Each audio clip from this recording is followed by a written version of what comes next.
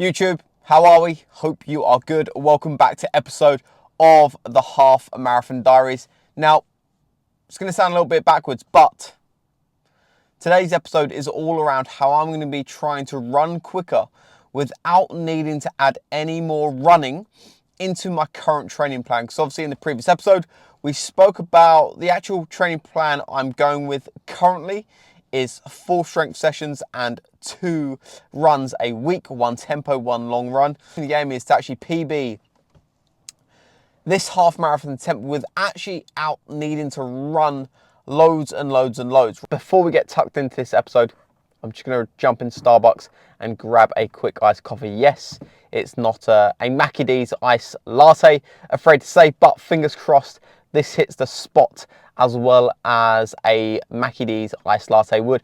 And if you don't know about the Mackie D's iced latte, I seriously recommend you grabbing one because it's an absolute game changer.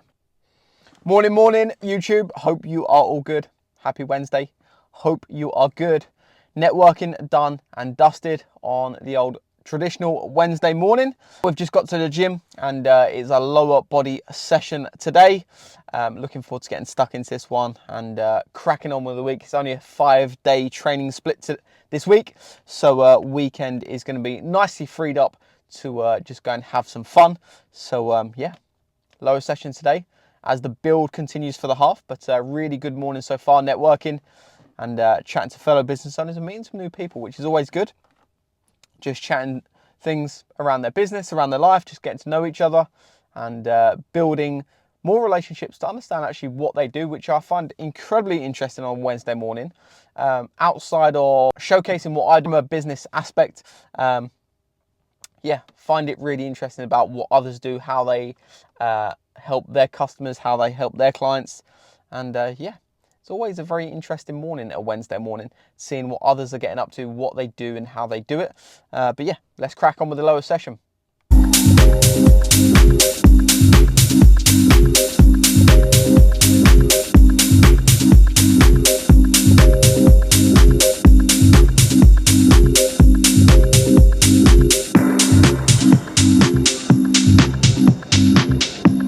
Morning YouTube, hope you are good. Just out on the old morning walk, change of location today, quite nice. This location is actually pretty close to me, but I never come this way because it's always a bloody muddy. But as the weather is improving, it is dried up, so I've come down this area for a walk, and yeah, I'll tell you what, this morning my legs are absolutely humming. It has been a hell of a week of training. It's been a hell of a week of nutrition. Been really dialed in this week in terms of the nutritional side of things and the training aspect. But that is the sort of like problem when you're trying to juggle dropping a bit of body fat alongside performance aspects, right? Because the two do not intertwine with one another. And tell you what, I'm feeling sore as hell and a little fatigued, as you can tell, with the old bags under the eyes. But for you watching this, hope you're having a fantastic day. And he's feeling a little bit sore, but body is in a really good spot right now. Dropped 1.4 kg of body fat so far, so we've got around 1.6 left, which shouldn't take too long, and then we can drive food right up, which is going to really aid for performance. Like I said, the aim of the game early part of this stage is very much dropping around that 3 kg mark, and we're heavily into it, 1.4 kg off.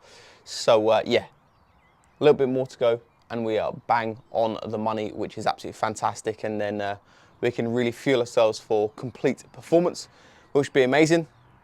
But yeah, just thought I'd give you a general update on the old weight progression, which is super important. And right now, in order to sort of like to drop that body weight, I'm literally pulling back on absolutely everything and being really strict with myself, right? Because there's obviously a time frame at play. And what I see so often is when it comes to people trying to drop body fat just to start with, right, is there's not enough urgency, there's not enough focus, there's not enough intent behind what we're doing. So literally everything that I feel that could cause a slip up or something that is in my environment that could cause me to literally just make hitting those calories really hard. It gets removed, it gets pulled away, like going out for breakfast and stuff like that has been pulled away, going out for dinners has been pulled away. Yes, it is a very strict way to do it, but I do not want to be in this phase for much longer. I literally want it ripped off and gone, because the sooner it's gone, the more I can fuel, and the overall and main goal is a PB half marathon attempt. So the more fuel in the body, the more fuel towards performance, obviously I'm going to perform better. So right now it is very much about driving standards really, really hard, and literally just removing anything in my way that could cause me to have challenge around it. And that right there is a huge part of how I'm going to be able to run faster without needing to run more, right? Because like I said earlier on in this video, I don't want to be training double sessions across the weeks. Like, I train 5-6 days a week as it is, and for me, I feel that's a lot. I don't want to be training double sessions. I'm not looking to be a professional athlete, right? I don't need to be training double sessions. And something I see so often when it comes to the sort of marathons, half marathons, high rocks, is all of that beautiful stuff, right? Is that there's just way too much training going on for an everyday person, right? If you're not an athlete, why are you doing double sessions? It's not really needed, in all honesty. If you was actually just to get better at what you was already doing prior to trying to do double sessions, you'd most probably see a far better result. Something I actually live by, and something that you are seeing right now, and also that I speak to clients a lot about, is that don't now do more, because more doesn't actually equal better. Better equals better. And in order to see better results, live with a far greater body, perform far greater, what you've got to play, you almost want to have that sort of a minimum dosage for maximum effect. So you want to be able to find a dosage around your training, around your nutrition, that is sort of like on the lower end, but it gives the maximum effect, right? Because if you're just constantly overloading yourself with training constantly, then you're going to most probably have a really hard time to manage your energy, manage how sore you are, and most probably have a really tough time managing nutrition. Because I know in the past before, when I've tried to do double sessions, and I've spoken to people previously, that the fatigue is just, it can be ruthless if you're not managing everything well. And I imagine you watching this, you're not a professional athlete, so you haven't got all the time in the world just to sort of focus on recovery and literally just be able to literally spend your entire life drilling towards fitness, right? You have other things in play. You have families, you have work, you have business, you actually have a social life as well, right? So you ultimately want to be finding an effect around training and nutrition that is on the lower end, that still allows you to live your life, but also is really effective in terms of driving performance in a far better spot and your body. So something I'd definitely be looking at when it comes to a training standpoint for yourself, no matter if you're looking to drop body fat or if you're looking to take on a fitness event, whatever it is, you want to find the sweet spot with your training, because you don't want to have this completely consuming your life. Otherwise it will just drive you into the ground, and it's not going to be a fun journey. You want it to be fun as well, right? So something that I've really advised on this is actually just get better at the current stuff you're doing, and you'll naturally see a far better result anyway. So for me right now is very much 2 running sessions a week, 1 tempo, 1 long run. And then the other sessions across the week are 4 training sessions, 2 upper and 2 lower. The aim of the game there is get better within those sessions, within the strength sessions, and get better within the running sessions. And if I can do that, I'm guaranteed progression with running, with strength, with how my body looks, and ultimately the overall performance of how this run is going to go. So more isn't better. Better equals better. Just wanted to carry on slightly to talk about the sort of like nutrition aspect, because right now I'm actually keeping foods really, really simple, like I spoke about in the previous part of this video, around making sure I'm stripping this body fat off as quick as possible, driving this into a place that I haven't got to mess around with for far too long, and actually get this done and dusted, wrapped up early doors, so we can crack on with bringing food up, which will naturally bring performance up. The thing I'm doing currently with this is keeping foods really simple across my morning part of the day, around lunchtime with the snacks, and then the only thing that really changes and I call it almost like a freedom meal, is where there's a bit more variety and a bit more change when it comes to the evening meal when me and Meg are cooking, depending on who is cooking. Just because I actually do love cooking in the evenings. Overall, when you've got simplicity going on, it creates predictability, so you naturally know how you're gonna feel, you know how it's gonna react on you, and also puts you in a place of less sort of thought around it, which allows you to focus on other things that may be in front of you, which then allows nutrition to become a little bit more automatic, a little bit more consistent, and drives a far better result. Work block done and dusted for the old morning, mapped out hour by hour, and getting a few tasks done. Done and dusted for the work blocks that I need to do in terms of client chats and some work that I need to be getting done in order to improve a couple of things.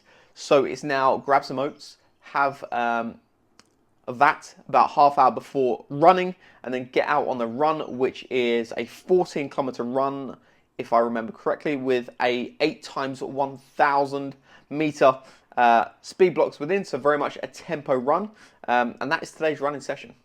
I was meant to film yesterday, but off the back of the run, I was absolutely done in terms of the running aspect. It blew my absolute brains out, and something I was speaking about earlier in this episode was getting better at what you've already got in front of you. It'd be very easy now for me to think I now need to go and do more because the performance wasn't exactly there within the run work.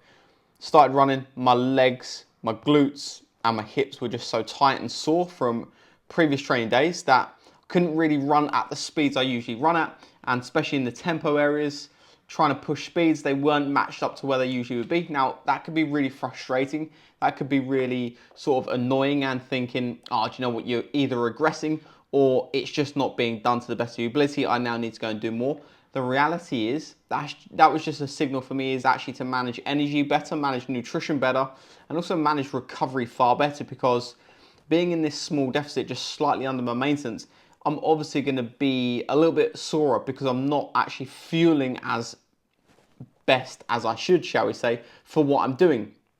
Now, obviously, like I said in the previous episode, that previous part of this episode was that shouldn't really mix the two together, right? Because they're two completely different aspects, and I am paying the price for it, but it's my own fault entering late into this half marathon, so I'm suffering at the early part of it. But didn't record yesterday off the back of the run because I was literally blown to bits. After that run, I literally spent the rest of my day off feet and literally just working on my laptop because energy was done. It was an extremely tough run and it absolutely ruined me. And I woke up this morning, which is Friday, I'm recording this. I just trained with a client and had a really good training session with him. Thank the Lord. It was an upper body session because I've woken up this morning and my legs are in an absolute state. So yeah, not ideal. We're literally waddling along like a penguin, but that's my own fault for, again, entering late to this race and then trying to mix the two together. But I sort of knew this was coming just because that's what tends to happen if you slightly under fuel and you're trying to push the performance aspect. That's why I always say, get better at what you've already got in play before going to the next level. But I've had to just learn that the hard way in the last 24 hours. Good week in all in terms of a training aspect. Lots of good signs being seen in terms of strength training area. Numbers are up all across the board, which is really good. Running, yes, okay, it wasn't at the speeds that I wanted to be done at, but some days you're going to get that. Some things you can't control. They're just external factors outside of the things that I can control, and I'm controlling the things that I can control as best as I can. And I simply just paid the price of maybe just sort of under fueling this week. But again, that's good feedback just to understand where I'm at. And the running times weren't far off. They were very small adjustments. Normally a zone 2 part of the run would be around like a 5:10, and I was running at a 5:15, so it's not horrendously different. It wasn't like a scary difference of like 8-9 minutes, you know, way behind time. And then the speed blocks within it, just trying to push pace. It was exactly where it needed to be for that day. And again, it was around a 10-second marker slightly off, so nothing too crazy. Yes, slower. Most people may look at that and be like, you know what, that's really not good. I now need to go and do another one to make up for it. Reality is there's more mileage in the legs. I gave it everything I absolutely had to give on that day. And that's what really counts, because over time, that volume and that consistency is going to become momentum, and that momentum will produce a result. You just have to trust the process and literally do what the plan says, and do not veer off or try and add more in, because there is no need for it. To round this episode off of running faster without needing to run more, right? The whole point of this episode was literally to allow you to see that just doing more isn't going to allow you to get better, isn't going to allow you to run faster. Getting better at doing the things that you already do is the very thing that's going to allow you to get faster, get better with where you want to be, right? And I see way too many people trying to cram, like I said in the previous part of this video, cram their week's worth full of training, run 3-4 times a week, training them 3-4 times on top of that. It's really not needed. If you actually just got better at fueling correctly, if you got better within the speed sessions, and you got better at controlling yourself in the zone 2 runs, if you got better actually in the strength training blocks, and that better title can come down to so many things: sticking to your rest times, actually tracking all of your data, actually sticking to tempos, the sets, the reps, doing what the plan said, and just get better at what the plan says, you're always going to massively improve. So if there's anything you can take from this episode, do what the plan says and get better at what the plan is actually saying. Don't now try and add more in. I'd actually say less is more, because by doing less, you actually get better at what's actually in front of you, which then allows you to build capacity, which allows you to build momentum, and over time it produces a huge result. When in reality, if you just try and overload yourself with stuff, pretty much like how I felt, but I've not overloaded, I've actually underfueled, you will naturally feel a little sorer, you'll underperform, and then you'll start second guessing yourself. If the goal's fat loss, make the goal fat loss. If the goal's half marathon or a marathon or a high rocks, make the goal that, and make sure everything is tailored towards it. Yes, like you may have to dip into an early part of the fat loss phase and suffer a little bit of soreness and a little bit of tiredness early on in that stage. But the reality is, once you've got that done and you've got really good at that, that result will happen fairly quickly. Then you can bring food up, and then performance goes up with it. And that's exactly how you're going to get better at doing what you've already got in front of you. So that is exactly how I'm going to be able to run faster without running more.